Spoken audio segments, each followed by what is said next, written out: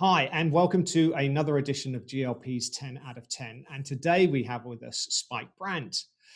Based in Lancaster in Pennsylvania, Spike is the CEO and co-founder of the design collective Nimblist, which he started with his longtime collaborator, Justin Colley.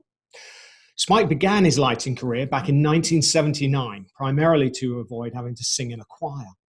Since that beginning, Spike has been a part of technical entertainment production at every level. He's been a lighting hardware tech, truss monkey, a dimmer tech, a color changer tech, a moving light tech, lighting crew chief, a lighting programmer, lighting director, a rigger, a sound tech, a monitor engineer, a laser tech, a dry ice tech, front of house sound engineer, a scenic designer, a video director, a lighting designer, production designer, technical producer, creative producer, and currently a performance environment designer. With a history and a career background like that, he truly knows what is involved to take a production from a blank piece of paper through to a satisfied client. And that client list is long. From companies, corporate companies such as the NFL, the Robin Hood Foundation, and Nike, through to concert touring acts like the Smashing Pumpkins, Cher, Bon Jovi, and Pearl Jam, Chris Brown, TV specials, which include record-breaking events for the comedian Kevin Hart, and then a bunch of one-off events, including the 12-12-12 concert for Sandy Relief and the recent Chris Cornell tribute concert, as well as permanent installations across the US. And that really is just scratching the surface of a long and distinguished career. In his own words, Spike created Nimblist out of a desire to build a premier design house where everyone is a team player and no one settles for mediocrity. Welcome, Spike. Hello. How are you? Lancaster. I'm That's sorry? the West Coast pronunciation. Lancaster is, got to put the kiss in Lancaster. Okay, Lancaster. It's Took me like 7 years to figure it out. right. Something special to that area. I'll practice for next time. Promise. How are you? We're living, we're learning, Hanging in there. hanging in there. Interesting times, of course. Yeah, it's a moment of introspection, and we are going through the dawning of the age of Aquarius. We just had the Great Conjunction, and we are moving from an extractive economy and society to a one that is more creative and interconnected, regenerative, if you will. Mhm. So I think that is where the stars are taking us. Hopefully we'll head that direction and not resist. Right. Go with where things are headed versus resist change. So here's to hoping. Amen to that. Absolutely. I gotta get my environmental plug in, Mark. There, you know, that's absolutely right. Absolutely right. I've got to do some stuff for that SIPR organization this week as well, in fact. So more to follow on that. I'm sure everybody's going to learn about. So we've got our 10 questions for you. A crew that we're checking in with everybody. So if we go for the first one, and winding back in your career, what was your first show as a designer? First show as a designer, I believe, was Primus. And it was after doing Lollapalooza, and Derek Featherstone asked if I would take over the design role, and it was awesome. Les knew exactly what he wanted. It was this sort of soft good, like it looked sort of like a big top puppet show with all these props and soft goods, and it was super fun. It was quite an adventure. Yeah. Yeah, I think what I remember the most about it was when everybody was tripping on mushrooms one night as we were driving on the Grapevine, which was one of the songs from the album, from LA up to San Francisco. And we pulled over and we all got out of the bus and climbed up in a tree and wouldn't come out of the tree. And we made him go wake up Derek to come out of the bus to tell us to get out of the tree. I think so. Out of the tree. It's like, we don't want to talk to the man that talks to the man. We want to talk to the man. Right. Anyway, it was hilarious. Fantastic. I'm sure that's a very blurry story. So what actually happened, no one will really know. The stuff of legends from those times. Yeah. Wow. That's fantastic. I'm sure there's not many people out climbing trees on the grapevine these days. Yeah, hopefully there's still trees. So obviously we mentioned, just some of the many shows that you've done over a long period of time. And I'm sure that not all of them have quite gone according to plan at different times. So is there one particular kind of Spinal Tap moment that you remember? There's many. There's definitely too many. I actually struggled with this one a little bit. I mean,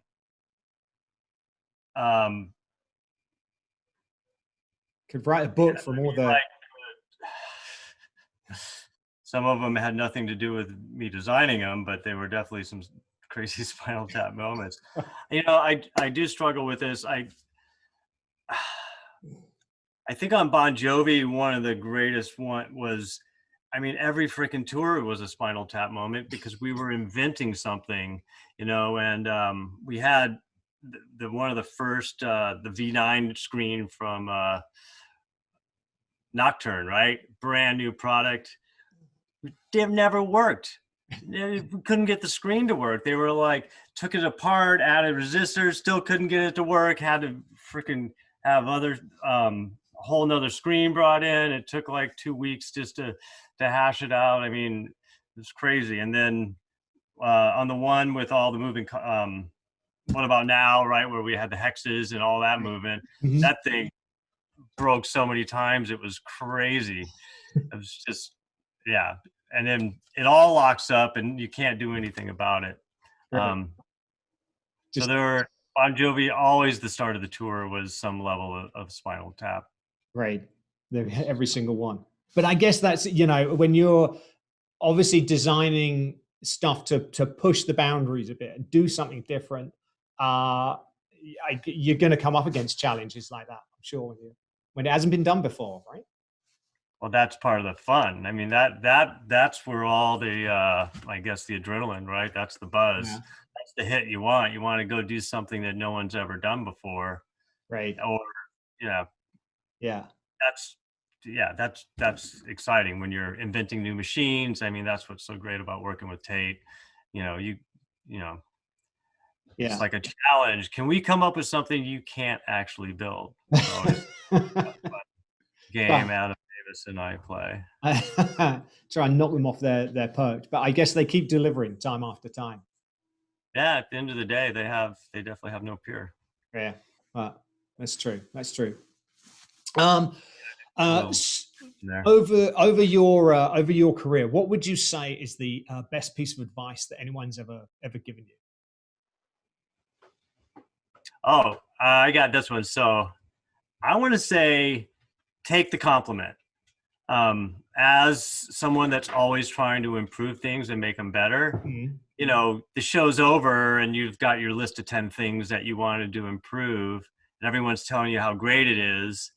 Let people enjoy the show in the moment, instead of being such a hypercritic about it. It doesn't mean you don't take the note or fix it, but let people enjoy the work and don't get hung up on your vision of perfection because it doesn't really matter. Yeah. Right. If everyone's enjoying it, then yeah. And that actually let people have their joy, is sort of the thing. And you don't have to constantly just nitpick and beat on things, which is kind of what we're living. So that took a long time to learn and sink in, but I think that's super valuable that my daughter could learn to use that, could use that lesson. No, that's good. And of course it also, there's a bit of a feel good in there as well, I guess, when you're thinking about the positive of the stuff that has happened as opposed to the things that weren't quite right. And it's got a positive ebb to it. So. I've forgotten how much my camera moves if I touch my desk. I'm trying to be a little more still and zen here. Right. Let's see. Standing. Are you sitting or standing? I'm actually sitting, but I've got to be away from my desk as well, because otherwise it does exactly the same thing. But okay, so professionally, what would you say is your proudest achievement? Pretty fucking happy about that bird feeder. Okay. Right. I think there are a lot of things. I don't know if I have a proudest achievement, like, oh, this was the one, I think I love it when I can do something that does some good and also is visually, you know what I mean? Like the storytelling you're doing really is helping to make the world a better place. So, we've been doing a lot of work with the Lancaster Conservancy, and we produced their gala this summer. It was totally sort of campy sort of thing and super cheap, but I was super proud of it. You know what I mean? Like it wasn't the most spectacular, and it was like compromised all over the place, and there was no budget, and yet I'm still really proud of it, which is cool, which I think is maturity, right? Because it always had to be the best. You have to have just the right lights, and it's got to be this or that, and I think something I've learned over time is also just like look at the big picture. It's like don't get hung up, and sort of that's what the Art Fag to Pedge to Nimblist was sort of founded on. It was like look at the whole thing and don't get hung up on your particular discipline, and think about the collective.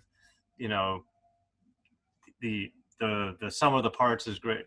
Is Right. the sum is greater than the parts. Yes. Yeah, absolutely. And of course, and that reflects obviously, like you say, in the title that you use of performance environment designer, it is very much including everything. Mm-hmm. And I think, I don't know if this is a good time to mention, of course, that you are very conscious of thinking about stuff beginning to end, in terms of the materials that you use and the ability to maybe recycle at the end of the tour, and just the whole environmental aspect of something that goes into a production. Absolutely. I've always, not always, I mean, at some point we have to gain a clue, but it's always been important to me, the environment and our connection with it.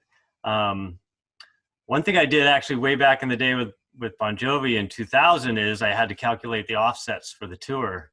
And that was a good learning experience. At the end of the day, materials matter because you want to think about where they came from. And also we're such a small part of the economy in what we actually use, honestly, but we set an example. You know what I mean? It's like we have to, as people in entertainment that create things for people to come and watch and see, that is disposable.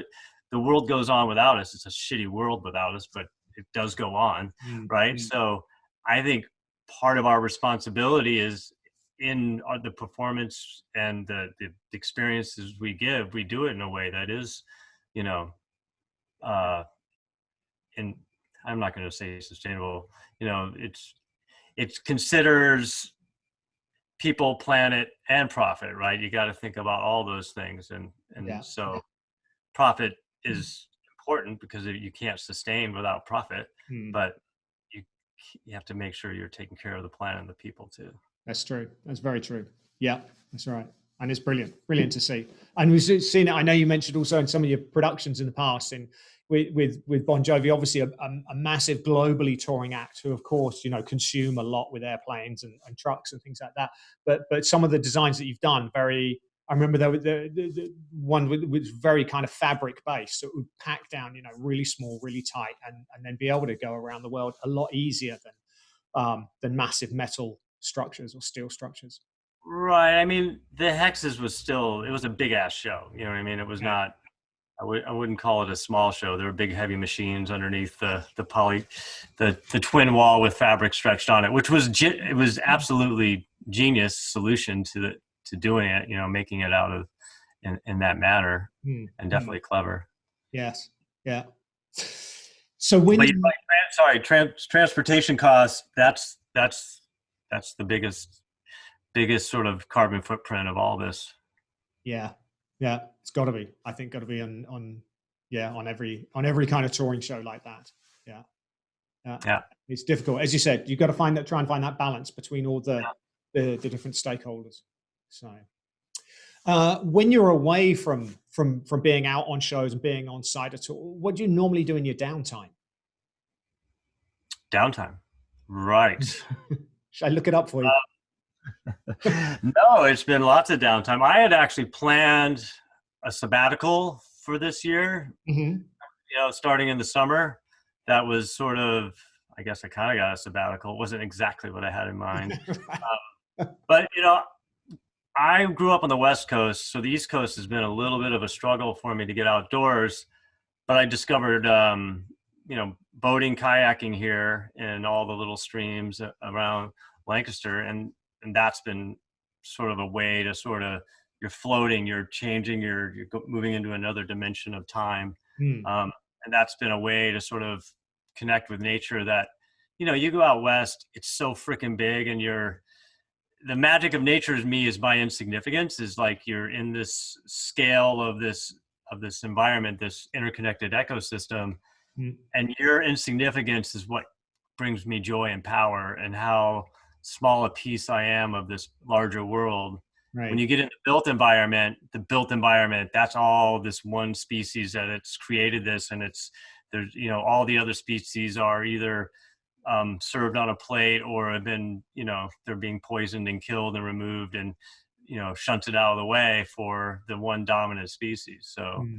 when you can get to a place to where you are insignificant in the big picture of things, anyway, that brings Yeah. me excitement. And so kayaking is a way we did that. And out of that was the Water Week, which is an annual event celebrating water and water quality and trying to change people's habits and practices, was born out of that experience. So that was kind of fun. And then it landed me on the board of the Conservancy, and we're continuing to do some great work in the backyard, which is awesome. Right. I'm happy to That's be awesome. part. And then biking has been great here. I was a mountain biker when I lived on the West Coast. Wasn't a lot. There's a little bit more that's developed here, but the road biking is, some of the best in the world. It's like being in the south of France.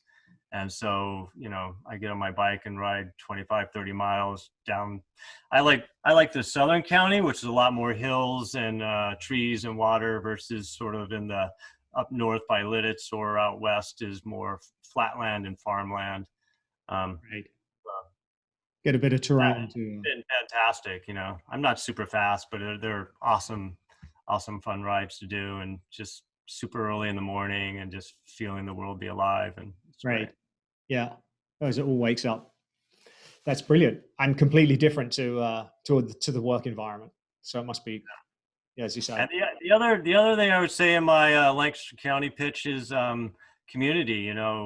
We've been here like 11, 12 years, and really have developed just a fantastic network of people, both in the industry and out, and you know, married with kids. And I don't want to live in the middle of the Northeast. I want to live in Costa Rica, or on the top of a mountain, or next to a beach. But the value of community in some ways is the most important thing, to be Mm. surrounded by people that you love and care about and are like-minded. And I think that wherever that is your home. So that's Right. being able to, we have a yoga group that we meet every Sunday, and do some yoga and then drink some beer afterwards. Nice pairing, and have lunch. And we did that through the pandemic. We like practiced outside in parks, and would, and Yeah. stay safe distance. And that was really fantastic.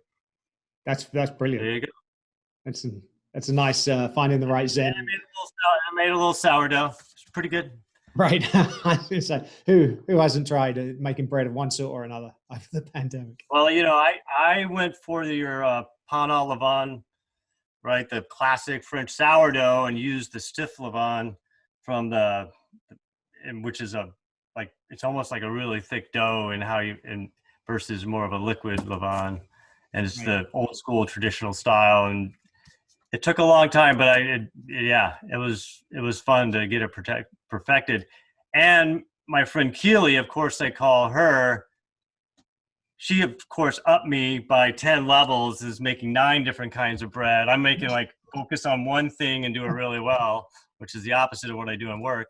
Um, but anyway, yeah, Right. we had a lot of, we pulled ourselves out of a dark place, texting back and forth about sourdough in June or July or something. It's amazing. You wouldn't have, at this time last year, you would never have guessed it. Never guessed that was what's going to happen. So, um, you've obviously traveled a lot as you've been around. Would you say that there's a favorite venue that you've ever worked in? You know, the weirder the better. My favorite venue is not a venue. It's when you get to go into some city or natural environment and put a stage up and turn the place into, you do a little bit of Right. landscape, you're doing space planning and site creation. That's super fun and exciting. Yeah. Um, you know, I like theaters way more than arenas, and the King's Theater was recently did that Beastie Boys story movie with Hmm. Spike Jones, and that just such an awesome historical venue and just redone and gorgeous, amazing local crew there. So yeah, I loved it. I that was a great experience. Right. I think So that, that was I'm like, I would happily go to the Kings anytime. yeah, right. Somewhere with a bit of history, with a bit of character. Yeah, totally. Yeah. Not one of those copy and paste ones.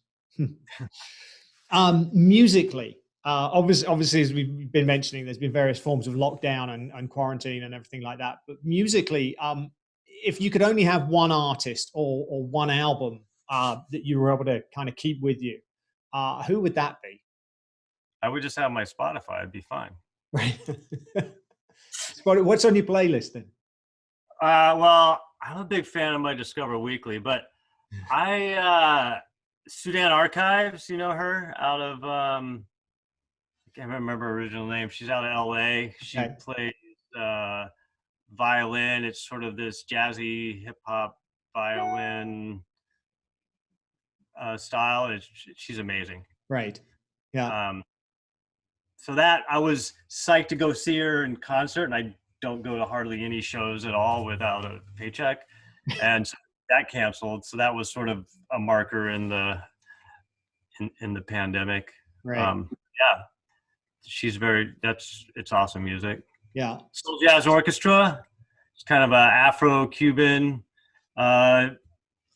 group out of Canada. Mhm. Sort of really looking back in the style and flavor, a lot of like the Afrofuturism and 70s style, sort of looking back to sort of the like coming out of the 60s and 70s and that sort of era of music, and Sun Ra and Funkadelic and all that scene. Quite eclectic. Yeah. I'm all, that makes sense for me, doesn't it? Right. Yeah, really. Absolutely. Now, if you could go back in time and visit the teenage Spike and offer him one piece of advice, what would that be? Go to school. Right. Study, listen, learn. Yeah.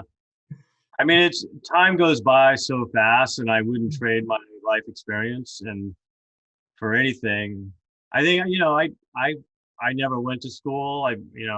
High school dropout is my degree, and degree on the School of Life. Mm. My advanced degree was done in a tour bus. So, but I think nowadays more than ever, like it's super valuable to have that. It doesn't take that much of your life away. You know what I mean? It's only 4 to 6 years, depending on what you're doing, and it's of great value in the long term of also being able to pivot and do something else, and just Right. getting that experience, knowledge, and that sort of community, right? A lot of friends that you gain out of that. So Yeah, that's true. Yeah. Some of those no friends. regret, but if I had to do it over again, maybe I would have done that. Right. Yeah. That's cool. That's good advice. Good advice for anybody listening. Yeah.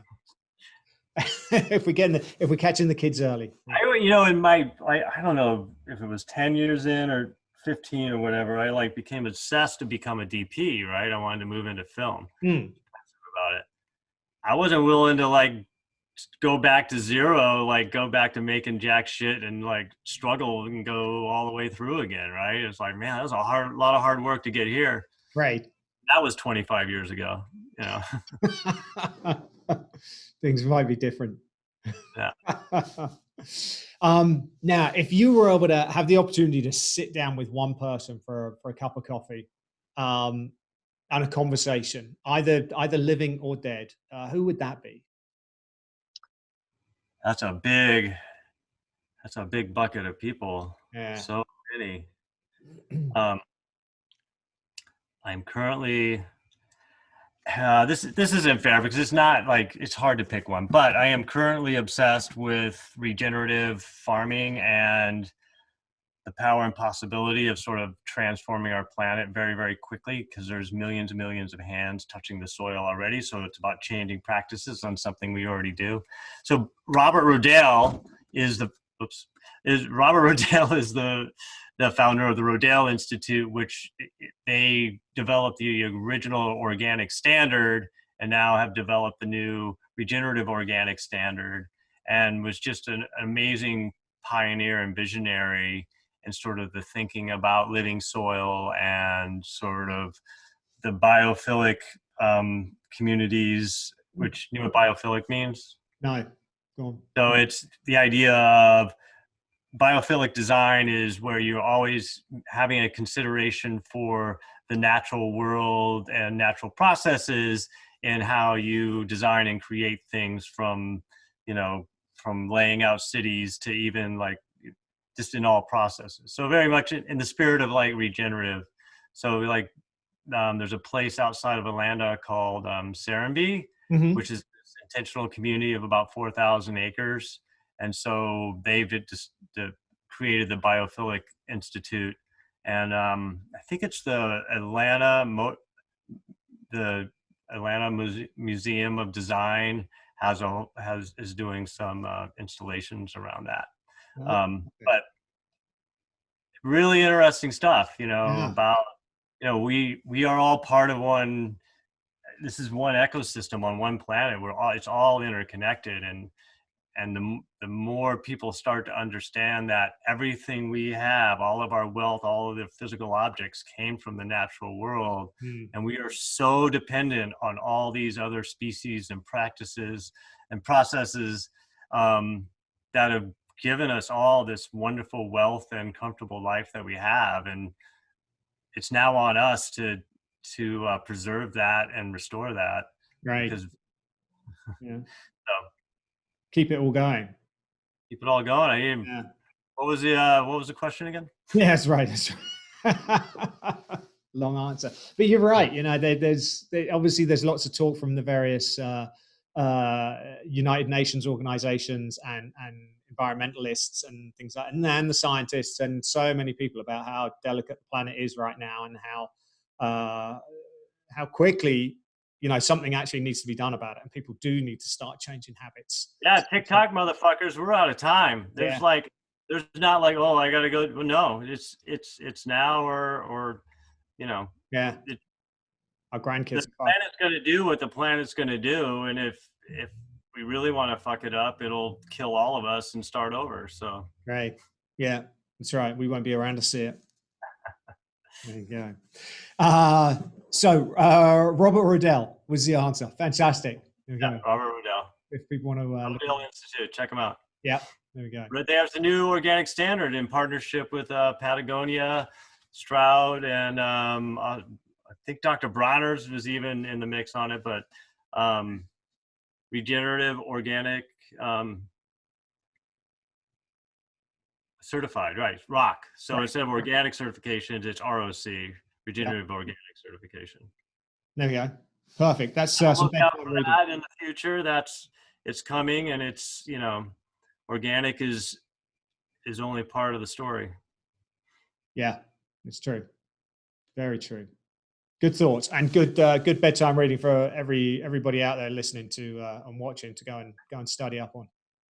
There you are. The banner has been waved repeatedly. Okay, and as simple as that, we made it to the last question already. A little bit more of a relaxed one, this one. So after the interview is done, you're going to get a phone call from Team USA. And, you know, the Tokyo Olympics are going to be on in 2021, hopefully, fingers crossed for that. So Team USA are going to call you up for a compete for America. Now, it could be for the summer games or it could be for the winter games as well. But the question is, what sport are they going to call you up for? What have you always fancied having to go at? Just to be clear, this does not necessarily reflect my aptitude in the sports, but for the Summer Olympics, I think they've just added rock climbing, so I do that as my former self, and in the winter I'd snowboard. Great. Okay. Oh yeah, great choices. Great choices. I do them all both non-competitively.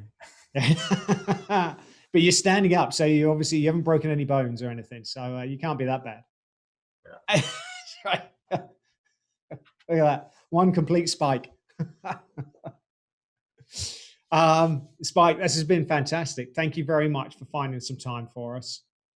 It's really appreciated. No worries. No worries. It was a hoot. It was obviously great chatting with you. I look forward to obviously the chance to meet up in person as and when that opportunity comes up again. It'll happen.